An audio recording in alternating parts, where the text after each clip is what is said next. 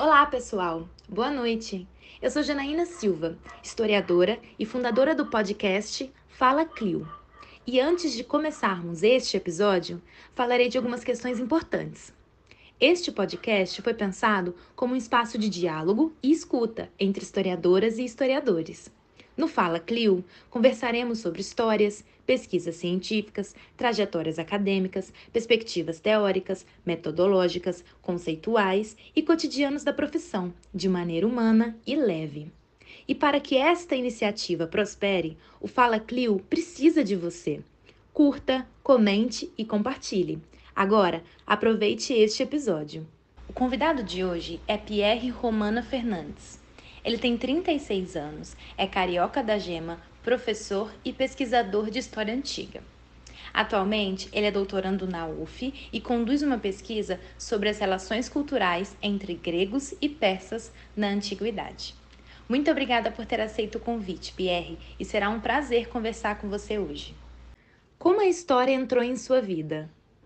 Eu posso dizer que o meu primeiro contato com a história não foi exatamente com a história. Eu tinha aproximadamente 9 anos de idade e lá em 1994 eu fui levado ao cinema pela minha mãe para assistir o primeiro filme da franquia Jurassic Park e eu fiquei completamente apaixonado sobre os dinossauros, sobre a paleontologia e o estudo dos fósseis e como é que se trazia algo tão vívido do passado para o nosso presente. Então essa relação de temporalidade entre passado e presente eu tive pela primeira vez contato assistindo filme criança. E aí eu comecei a ter contato com revistinhas de dinossauros, de paleontologia.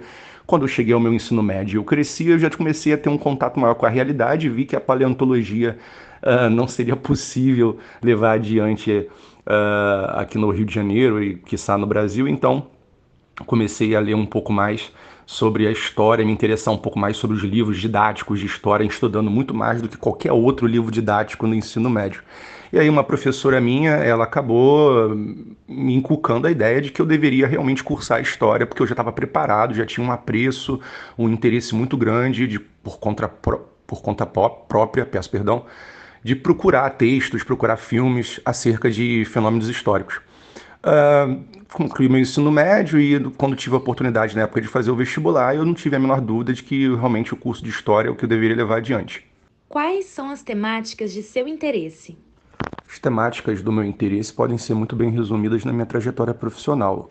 Na graduação, eu me apaixonei quase que subitamente pela história antiga. Já nos primeiros períodos que eu tive esse primeiro contato com os povos da antiguidade, estudando tanto a antiguidade oriental e já no segundo período a antiguidade ocidental, que ainda é, né, uma divisão curricular e que, enfim, abarca alguns estereótipos, alguns preconceitos da historiografia, mas dessa maneira que eu tive meu primeiro contato e eu fui despertando essa paixão pela história antiga.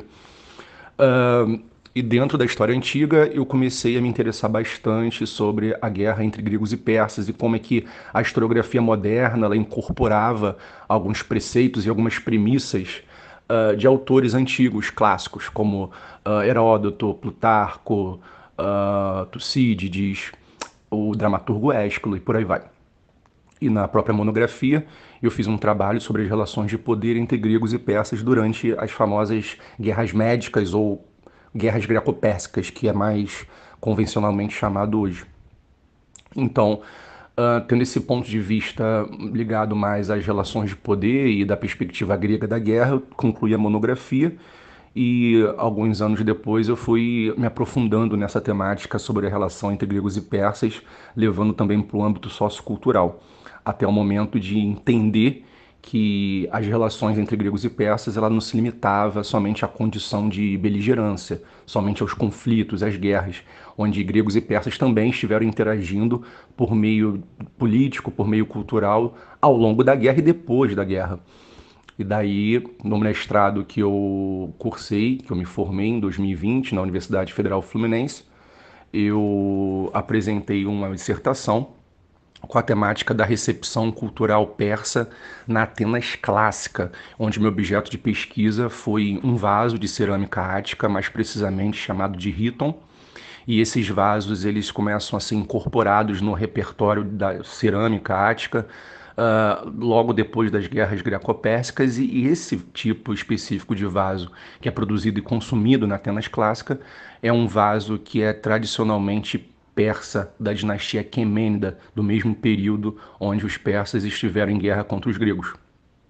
Diante desse fato, eu comecei a entender que os próprios atenienses do período clássico eles adotavam e adaptavam certos elementos culturais persas para definir ou redefinir a sua identidade como elite, como consumidora de objetos de luxo e etc. E eu mantenho essa mesma temática das relações culturais entre gregos e persas no meu doutorado atual na Universidade Federal Fluminense. Quais são seus trabalhos mais recentes? Nesses últimos anos eu tenho publicado artigos, inclusive um capítulo de livro também, relacionado a essa minha temática que eu venho desenvolvendo desde o mestrado e tive praticamente uma mudança de rumos, uma guinada de perspectiva com o doutorado. O trabalho mais recente mesmo, que eu tenho agora já entrado na fase de conclusão, é a tese de doutorado. Como minha seara se trata da relação cultural entre gregos e persas, como eu já expliquei, dei uma guinada e agora, ao invés de tentar entender, já que eu considero um tema que já foi bastante exaurido pela minha dissertação, a recepção cultural de persas em Atenas, agora eu vou tentar entender a recepção cultural de gregos na Pérsia. Então, o trabalho que eu tenho levado adiante, desenvolvido na minha tese de doutorado, é como é que gregos, na condição de deportados ou exilados, ou até mesmo de residentes, dentro do Império Aquemênida, residentes na própria corte persa aquemênida, como é que esses gregos, dentro da documentação clássica, eles são representados. Levando em consideração que, tratando-se de uma documentação dentro da periodização clássica e uma documentação greco-romana, onde há uma formação discursiva que evidencia muito discursos de alteridade e outridade em relação à figura dos persas, né? Colocando-os como bárbaros, ignominiosos, selvagens. Eu tento entender como é que esses gregos que eram residentes na corte, no Império Aquemênida, eles eram representados. Se eles convivem entre persas que, tradicionalmente, dentro da literatura clássica, são representados como bárbaros, se esses gregos também são representados assim, dessa maneira. Se eles são representados como bárbaros ou se eles são representados como gregos, que de alguma maneira abriram mão de uma identidade helênica, de um modelo educativo helênico e se tornaram bárbaros.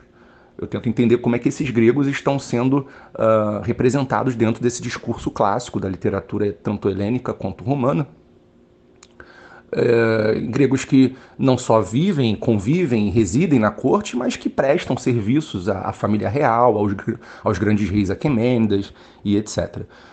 E eu vou qualificar agora, essa tese de doutorado eu estou para qualificar agora, no mês de março, e devo concluir daqui a um ano os resultados dessa pesquisa.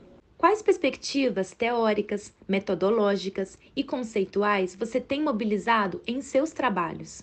Bom, o meu repertório teórico ele se resume praticamente a alguns conceitos fundamentais da obra sociológica de Pierre Bourdieu, o sociólogo francês que acabou se popularizando através de estudos que foram releituras desde Max Weber até Norbert Elias. Eu utilizo alguns conceitos relacionados a poder, identidade, hábitos, cultura, conceitos que estão presentes na obra sociológica de Pierre Bourdieu para tentar compreender como é que discursos e identidades culturais elas são utilizadas como instrumentos ou recursos de poder ou de imposição de um poder através de uma identidade. E questão de metodologia, como eu trabalho com a literatura clássica e a leitura de discursos e representações, eu recorro tanto a Michel Pechet, em relação a discurso semiótica, quanto a Émile Orlandi, que no Brasil também ganhou muito destaque dentro desses estudos acerca de discurso e análise de discurso. Agora um bate-bola, jogo rápido e respostas curtas. Um momento especial. Uma decepção? Um sonho, um professor ou professora marcante. E a sua relação com a história em uma palavra. Bom, todo bate-bola é complicado para mim porque eu tenho uma dificuldade incrível em ser breve, mas eu juro que eu vou tentar ser breve. Vamos lá. Momento inesquecível. Bom, eu acho que um momento inesquecível relacionado à minha profissão como historiador foi o momento que eu fui aprovado para o mestrado, porque foi um momento de muita incerteza, de estudos assim repletos de altos e baixos, empecilhos pessoais na época, para me preparar para aquela prova do mestrado na UF.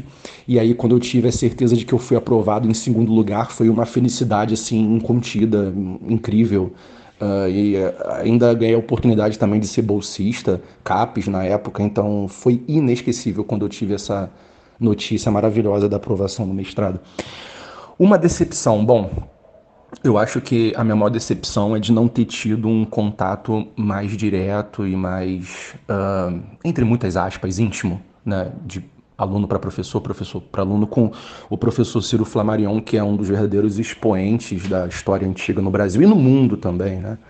Na minha graduação até o mestrado, o professor Ciro, ele já, para quem não sabe, o professor Ciro, de História Antiga da Universidade Federal Fluminense, ele teve um problema de saúde que foi se agravando ao longo do tempo e, enfim, ele acabou falecendo no ano de 2013 e eu não tive a oportunidade de ter um contato mais influente, mais direto com ele. Sobre um sonho. Bom, um sonho relacionado à minha área de pesquisa é um sonho de conhecer um professor que é praticamente um pioneiro nos estudos sobre a Pérsia Quemenda, que é o professor Pierre Briand, meu xará, inclusive. Não por ser o meu xará, mas ele, nos anos 80, abriu muitas portas. Depois, junto também com a professora Margaret Kohout, a professora Emily Kurt, o Pierre Briand, sem dúvida alguma, e o seu gabinete de estudos aqui em Mendes, lá no Collège de France, é sem dúvida alguma um grande sonho para mim. Bom, um professor marcante não é puxa-saquismo, mas é o meu orientador atualmente, o professor Alexandre Santos de Moraes. Não o ministro, o professor de História Antiga da UF. Ele é meu orientador desde o mestrado, é meu orientador no mestrado e no doutorado. Foi orientador de mestrado da minha esposa e também é orientador do doutorado da minha esposa. Então não é só um professor, é um grande amigo, grande companheiro, confidente, uma pessoa que eu tenho um profundo respeito pessoal e profissional. E se eu tivesse que definir a história em apenas uma palavra, eu acho que é gratidão. Porque desde que eu me tornei historiador, lá em meados dos anos 2000 até os dias de hoje, eu fiz grandes amigos, formei uma grande família de pessoas que me apoiam, de pessoas que o tempo inteiro me dão suporte psicológico, em vários outros aspectos. Eu acho que se eu não tivesse gratidão por tudo isso que eu construí ao longo da minha vida, eu estaria mentindo. Muito obrigada por esse papo, Pierre, e te desejamos todo sucesso na sua jornada. Esse foi mais um episódio do Fala Clio. Esperamos que você tenha aproveitado esse papo e não se esqueçam daqueles 3 Cs: curtir, comentar e compartilhar. Até domingo que vem.